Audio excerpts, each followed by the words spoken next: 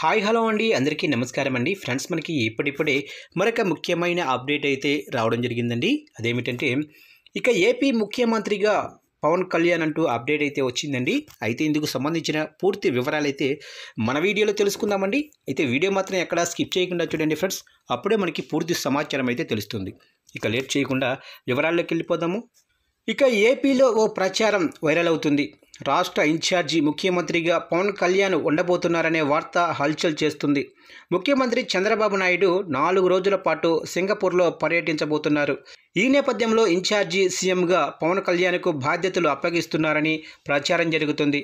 ఈ నెల 26 నుంచి 30 వరకు చంద్రబాబు సింగపూర్లో పర్యటిస్తున్నారు. సీఎం చంద్రబాబుతో మంత్రులు నారా లోకేష్, అలాగనే నారాయణ, టీజీ భరత్ సింగపూర్ వెళ్లనున్నారు. ఈ నేపథ్యంలో డిప్యూటీ సీఎం పవన్ కళ్యాణ్కు ఇన్ఛార్జి బాధ్యతలు అప్పగిస్తారని పొలిటికల్ సర్కిల్లో జోరుగా చర్చ కూడా నడుస్తుంది. అయితే రాష్ట్రంలో ఇలాంటి ఘటనలు జరగలేదు.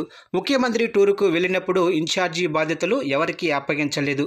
కాకపోతే గతంలో ఆపరేషన్ కోసం ఎన్టీఆర్ అమెరికా వెళ్ళినప్పుడు నాదెండ్ల భాస్కర్ను ఇన్ఛార్జిగా నియమించారు. అయితే ఆ తర్వాత వివాదం కావడంతో తెలుగుదేశం పార్టీకి ఆగస్టు నెల గండ ఉందనే ప్రచారం జరిగింది. ఇక ప్రస్తుతం పవన్ కళ్యాణ్కు ఇన్ఛార్జి సీఎం బాధ్యతలు అప్పగిస్తారనేది ప్రచారం మాత్రమే.